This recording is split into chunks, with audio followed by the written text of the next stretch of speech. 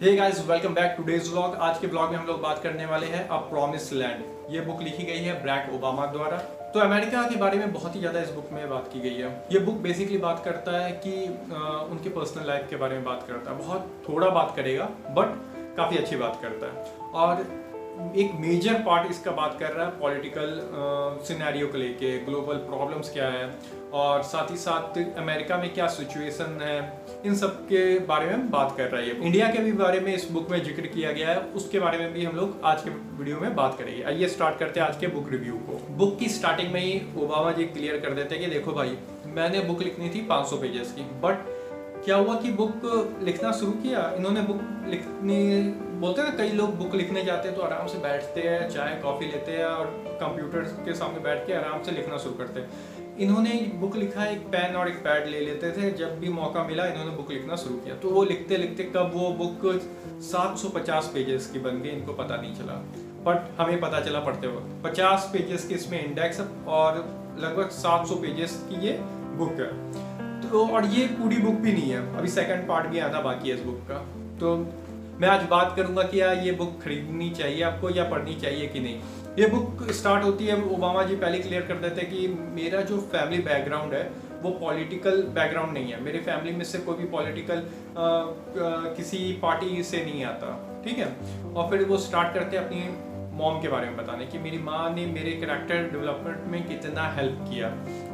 Obama जी की एक बात बहुत अच्छी है कि वो जो कैरेक्टर को रिप्रेजेंट कर रहे हैं अपने बुक में काफ़ी अच्छी तरीके से। जैसे कि इनकी माँ की कहानी ले लीजिए, जैसे उनकी कैरेक्टर डेवलप कर रहे हैं इस बुक में, एक स्ट्रॉन्ग, एक आप बोल सकते हो एक ऐसी मॉम जो अपनी आइडियोलॉजी पे चलती है। इसमें एक एग्जांपल दिया गया है कि जब ब्रैक वापस आते हैं अपने घर पे तो उनकी मॉम को पता चलता है कि स्कूल में इन्होंने किसी लड़के को परेशान किया है। तो उनकी माँ उनको बुलाती है और समझाती है, देखो इस सोसाइटी में 2 तरह के लोग होते हैं। पहले तो वो जो कि दूसरों को नीचा दिखाने में खुशी महसूस करते हैं, दूसरों को प्रॉब्लम्स में डालने में खुशी महसूस करते हैं। और दूसरे वो लोग जो दूसरों की प्रॉब्लम्स को समझते हैं, उनकी हेल्प करते हैं, उनके साथ ग्रो करते हैं।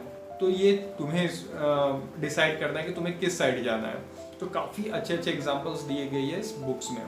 साथ ही साथ बराक ओबामा ये कहते हैं कि मेरे बचपन में जो मैंने सबसे इम्पॉर्टेंट डिसीजन जो लिया था, या फिर बोल सकते हो माइलस्टोन जो बोल सकते हैं अपनी लाइफ में जो उन्होंने लिया है, वो है बुक रीडिंग। बुक रीडिंग ने इनका जो माइंडसेट है वो चेंज किया। साथ ही साथ बचपन में इनको, इनकी फैमिली को डिफरेंट कंट्रीज जाना पड़ता था। इंडोनेशिया हो गया, बहुत सारे कंट्रीज गए। इन्होंने इनके एक्सपीरियंस को, जो दूसरे कल्चर्स को समझने में काफ़ी हेल्प किया है। चैप्टर 24 में इंडिया की बात की गई है इनके बुक में। ओबामा जी बताते हैं कि देखिए, जब मैं बचपन में है ना महाभारत रामायण सुना करता था, जब मैं कॉलेज में आया तो मेरे दोस्त इंडियन दोस्त बने जो लोग मुझे बॉलीवुड के बारे में बताने लगे। और जैसे जैसे मैं बड़ा होता गया मेरे को महात्मा गांधी बहुत अच्छे लगने लगे, उनकी आइडियोलॉजी मेरे को बहुत अच्छी लगने लगी। चैप्टर 14 में इन्होंने बात की है मनमोहन सिंह जी के बारे में। इन्होंने अपने बुक में जो कैरेक्टर को रिप्रेजेंट करने का तरीका है वो काफ़ी खूबसूरत तरीके से किया। मनमोहन सिंह जी को एकदम जस्टिफाई वे में इन्होंने रिप्रेजेंट किया है चैप्टर 14 में। फिर ये बात करते हैं कि देखिए, पर्सनल लाइफ के बारे में इन्होंने अपने बुक्स में ज़्यादा नहीं लिखा है, क्योंकि अगर मैं भी ये बुक लेने गया तो मेरे को ये लगा था कि अपने पर्सनल लाइफ के बारे में ये बहुत सारी बातें लिखे हैं। क्योंकि अगर आप इनको मीडिया में देखते हो तो अपनी फैमिली से कितना केयर करते हैं, अपनी डॉटर से कितना प्यार करते हैं, ये सब हमेशा लोगों को सुनने को आता है। बट इस बुक में उन्होंने ज़्यादा कुछ बताया नहीं है। बस ये बताया कि हाँ, पार्टीज या फिर इवेंट्स में ज़्यादा जाना पसंद नहीं करते थे। ये जो क्वालिटी टाइम था वो अपनी फैमिली के साथ रहने में ज़्यादा खुश रहते थे, या फिर अपने क्लोज फ्रेंड के साथ रहने में। इन्होंने अपने पर्सनल लाइफ के बारे में बात किया कि हाँ, मतलब कि हर रिलेशनशिप में अप एंड डाउन आते हैं, कैसे इन्होंने इस प्रॉब्लम को टैकल किया। साथ ही साथ बात करते हैं कि ये दोनों कैसे, कोई भी प्रॉब्लम्स होती है तो कैसे हस्बैंड वाइफ एक दूसरे से बात करते हैं, उस प्रॉब्लम्स को लेके उसको सोल्यूशन कैसे, क्या सोल्यूशन हो सकता है उसके बारे में बात करते हैं। तो ज़्यादा कुछ डिटेल्स में नहीं बात की गई है। जैसे मिस सेल ने अपने बिकमिंग बुक में लिखा है, तो उतना डिटेल आपको इस बुक में देखने के लिए नहीं मिलेगा। फिर बात करते हैं कैंपेन के टाइम में। कैंपेन के टाइम में ये कितने स्ट्रेस में रहा करते थे कि एक दिन में ये 10-10, 11-11 सिगरेट पी जाया करते थे। मेरे को पहली बार पता चला था कि ओबामा सिगरेट स्मोक करते हैं। तो ये काफ़ी चौंकाने वाली बात थी मेरे लिए। प्रेसिडेंट बनने के बाद इन्होंने काफ़ी प्रॉब्लम्स को फेस किया, इन्होंने काफ़ी सारे प्रोमिसेस किए थे जिनको पूरा नहीं कर पाए। जैसे कि जब ये प्रेसिडेंट बनने जा रहे थे, अनाउंस करने जा रहे थे, तो कुछ दिन पहले उनकी वाइफ पूछती है कि तुम ही क्यों प्रेसिडेंट के लिए, तुम ही क्यों आगे कर रहे हैं लोग। तो इन्होंने कहा था कि देखो, मैं लोगों को एक आइडिया दूंगा, एक होप दूंगा कि कुछ चेंज किया जा सकता है सोसाइटी में। अमेरिका सिर्फ ये, आप अमेरिका बोलते हैं तो ये नहीं है कि सिर्फ ब्लैक अमेरिका या फिर वाइट अमेरिका, या फिर आप बात करते हो एशियन अमेरिका के बारे में बात नहीं करते, the United state of America के बारे में बात करते हो। तो इन्होंने कहा था कि मैं लोगों में चेंजेस लाना चाहता हूँ। अगर मैं प्रेसिडेंट बन गया तो लोगों को होप दिखेगा कि हाँ, आज भी अमेरिका में लोग एक उम्मीद लेके आ सकते हैं, अमेरिका में कुछ भी इम्पॉसिबल नहीं है। तो ये आइडियोलॉजी लेके इन्होंने अपना कैंपेन भी किया था, लोगों को विश्वास दिलाया था कि मैं कुछ चेंजेस लाऊंगा, मैं एक नई उम्मीद लेके आऊँगा जहाँ पे इक्वालिटी को इम्पोर्टेंस दी जाएगी। फिर जब ये प्रेसिडेंट बन जाते हैं तो इन्होंने अपनी बुक में, इन्होंने कुछ बोलते नहीं है कि कुछ लोग छुपाते हैं अपने बारे में कि नहीं यार, ये बुक में अपने बारे में ऐसे कौन लिखता है। तो इन्होंने अपने बुक में अपने बारे में एकदम क्लियर कट लिखा है कि हाँ भाई, बोलते हैं सेल्फ एग्जामिनेशन किया है अपने बुक में। इन्होंने साफ साफ कहा है कि हाँ, मैंने बहुत सारे प्रोमिसेस किए थे जिनको मैं फुलफिल भी नहीं कर पाया कई प्रोमिसेस को, क्योंकि व्हाइट हाउस में आने के बाद मैंने कई सारे प्रॉब्लम्स फेस किए कि हाँ, ये वहाँ पे 10 लोग हैं, उन 10 लोगों को मेरे को समझाना है उन चीज़ों को, और कोई चीज़ों पे आपको ऑपोजिशन पार्टीज को भी समझानी है। तो सबको एक साथ लेके कई चीज़ों पे आप सीधे काम नहीं कर सकते, इसलिए उन्होंने अपनी कोई प्रॉमिसेस को फुलफिल नहीं कर पाए, जिनको लेके ये डिसपॉइंट भी रहे हैं।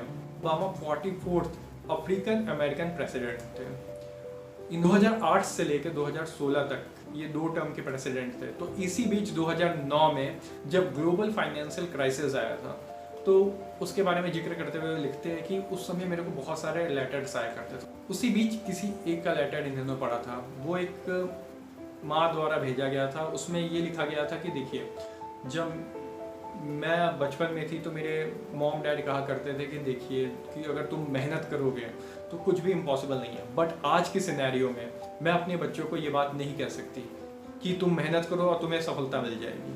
क्यों नहीं कह सकती? क्योंकि आज का जो गवर्नमेंट है वो एक तरीके से टोटल फेल साबित हुआ है 2009 में। क्यों फेल साबित हुआ? क्योंकि अब फाइनेंशियल क्राइसिस के कारण किसी को जॉब नहीं मिल रही थी, कई लोग बेघर हो चुके थे उस समय। तो उसके कारण बराक ओबामा लिखते हैं कि मैं रात भर परेशान रहा करता था कि कैसे उन लोगों को हेल्प पहुंचा सकूं।